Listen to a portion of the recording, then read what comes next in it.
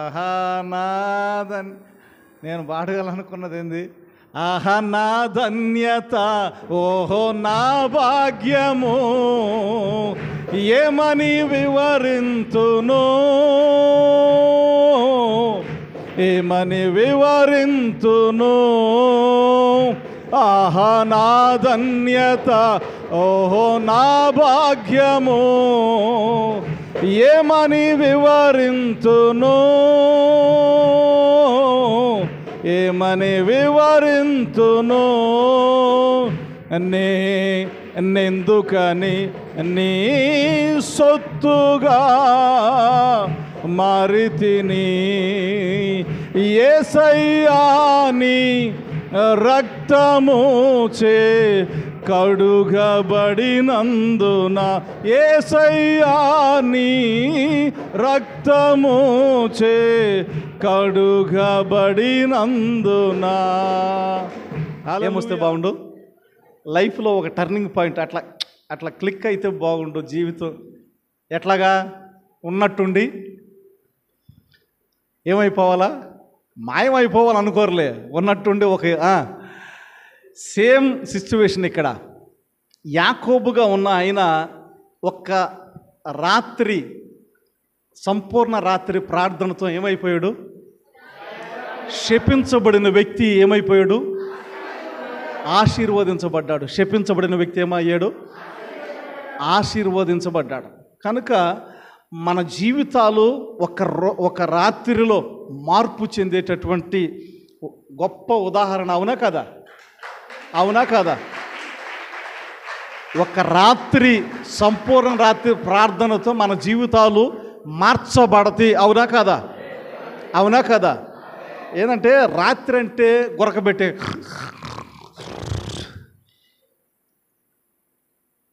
పగలు let's go for work, పగలు పనికి వెళ్దాం, రాత్రి ఏం చేద్దాం? మంచిగా నిద్రపోదాం. ఈ కాన్సెప్ట్ మైండ్కి అలవాటైపోయింది కదా. కానీ ఒక రాత్రి నిద్ర మనం సాక్రిఫైస్ చేస్తే మన జీవితం మారుతుంది. ఎందుకు మారుతుందో కూడా చెప్తా. ఎవరికాళ్ళు నిద్రపోతూ ఉంటారు. మౌనంగా మనకు తృప్తి తీరా మన దుఃఖం ఏదైతే ఉందో, మన ఆవేదన ఏదైతే ఉందో, మన దుఃఖం అంతా యేసయ్య దగ్గర క్రొమ్మరించుకోవచ్చు.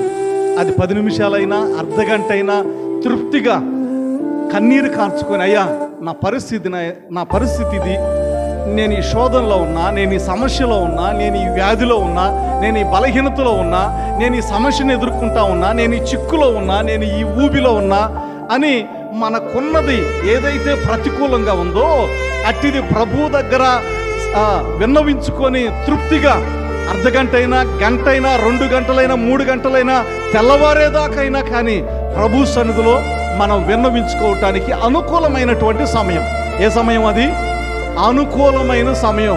అలాగున నీవు కన్నీరు కార్చి ప్రార్థన చేస్తే, రాత్రంతా ప్రభుతో పెనుగులాడితే, యాకోబు ఆశీర్వదించినట్లుగా దేవుడు నిన్ను నన్ను ఆశీర్వదించడా?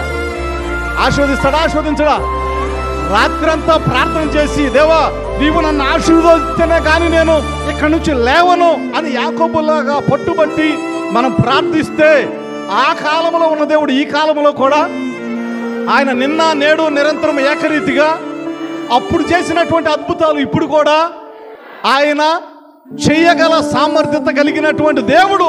నీవు నేను ఆరాధిస్తున్నటువంటి దేవుడు. దేవునికి స్తోత్రం, హల్లెలూయా.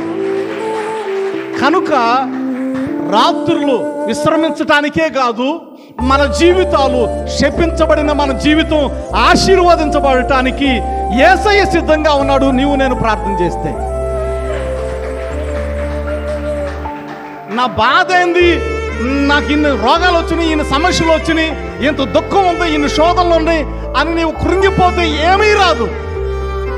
వాటన్నిటి నుంచి విమోచించగలిగినటువంటి దేవుని సన్నిధిలో మోకరించి, దేవా లోకంలో నాకెవరు సహాయం చేయరు నాయన. వాస్తవం అది. లోకంలో నాకెవరు సహాయం, ఏదో మాట ఇచ్చినా కానీ వారు చేయరు.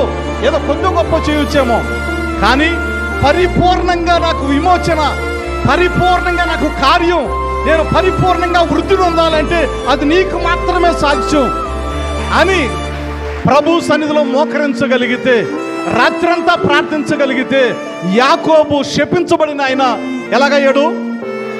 ఇశ్రాయేలు అనగా ఆశీర్వాదించబడినటువంటి జనాంగం. ఒక వ్యక్తి దేశం అయిపోయింది.